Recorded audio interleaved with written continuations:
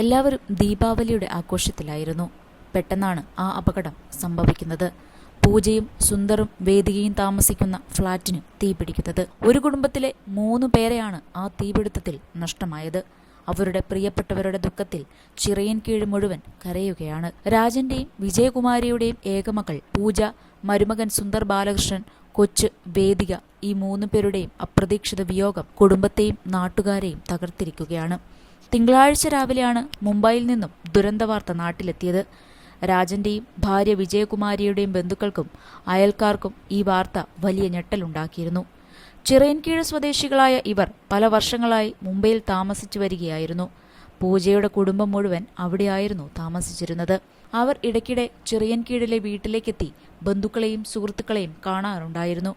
അടുത്തിടെ ഓണം ആഘോഷിക്കാൻ പ്രത്യേകിച്ച് നാട്ടിലെത്തിയതും അതിനിടയിലാണ് എല്ലാവരെയും അവസാനമായിട്ട് കണ്ടതും. അന്നേ ദിവസം ശാർക്കര മീനഭരണി ഉത്സവത്തിലും കുടുംബമായി പങ്കെടുത്തിരുന്നു. സന്തോഷം നിറഞ്ഞ ആ നിമിഷങ്ങൾക്കു പിന്നാലെ ഇങ്ങനെയൊരു ദാരുണ വാർത്തയെത്തുമെന്ന് ആരും കരുതിയിരുന്നില്ല. അപ്രതീക്ഷിതമായ വിയോഗ വാർത്ത കേട്ടതോടെ രാജന്റെയും വിജയകുമാരിയുടെയും ബന്ധുക്കൾ ഞെട്ടലിലായി. ഒരിക്കലും പ്രതീക്ഷിക്കാത്ത ദുരന്തമായിരുന്നു അത്. മരിക്കുന്നതിന് മുൻപ് മണിക്കൂറുകൾക്ക് മുൻപ് വരെ ബന്ധുക്കളെ ഇവർ വിളിച്ച് സംസാരിച്ചതുമാണ്.